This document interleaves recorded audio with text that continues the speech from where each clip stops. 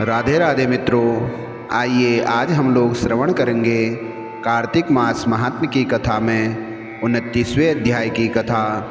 महाराजा पृथु ने कहा, हे नारद जी, कृष्णा और वेणी नदी के तट पर शिवजी तथा विष्णु भगवान के गणों ने बनिए के शरीर से कलहा को मुक्त किया। यह बात आप पूर्व में कह चुके हैं।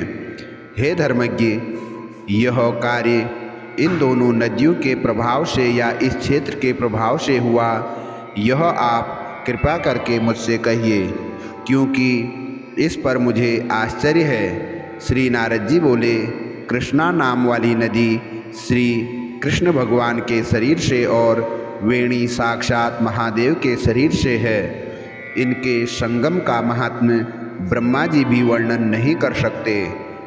तब भी मैं इसकी उत्पत्ति का वर्णन करूँगा, तुम सावधान मन लगाकर सुनो। चाक्षुष मनवंतर के प्रारंभ में ब्रह्मा जी ने शय्य पर्वत के शिखर पर यज्ञ करने का निश्चय करके सब देवताओं तथा शिवजी विष्णु जी सहित यज्ञ की सामग्री लेकर उस पर्वत के शिखर पर गए।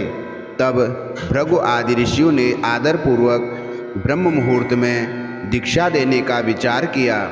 इसके बाद ब्रह्मा जी की बड़ी स्त्री स्वरा शीघ्र बुलाई गई।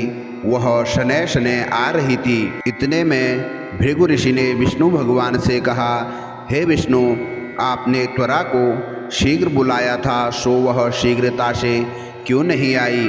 ब्रह्म मुहूर्त टलने वाला है, पर दीक्षा कृत्य कैसे होगा? तब कृष्ण भगवान ने कहा, यदि त्वरा समय पर नहीं आ रही है तो गायत्री को ही स्त्री मानकर दीक्षा विधान कर दीजिए। क्या यह गायत्री पुण्य कर्म में इनकी स्त्री नहीं हो सकती है? श्री नारद जी बोले, महादेव जी ने विष्णु भगवान के वाक्य का समर्थन किया।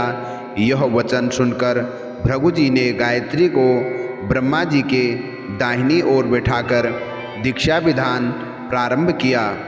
ऋषिगण गायत्री की दीक्षा दे ही रहे थे कि उसी समय यज्ञ स्थल पर त्वरा भी आ पहुंची। ब्रह्मा जी के साथ गायत्री को दीक्षित देखकर सपत्नीक भाव से ईर्ष्या करती हुई क्रोध से कहने लगी।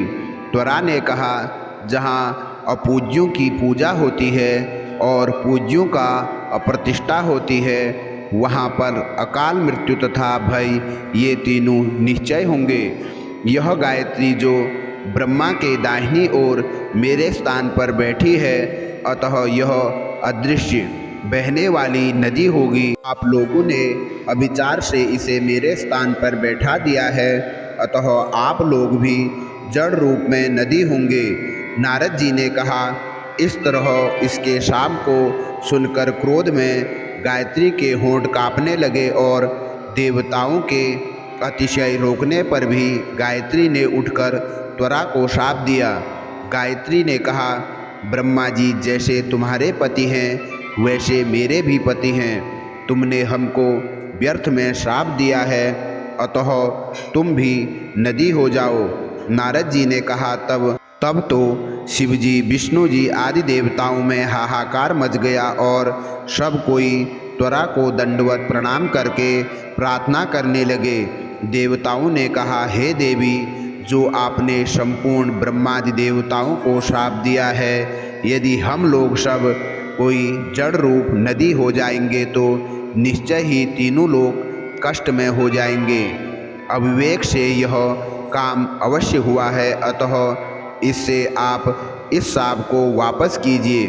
त्वरा ने कहा, हे देवगण, आप लोगों ने यज्ञ के आरंभ में गणेश जी की पूजा नहीं की, इसी से मेरे क्रोध रूप से यह विघ्न उपस्थित हो गया है। मेरा यह वाक्य भी झूठा नहीं हो सकता।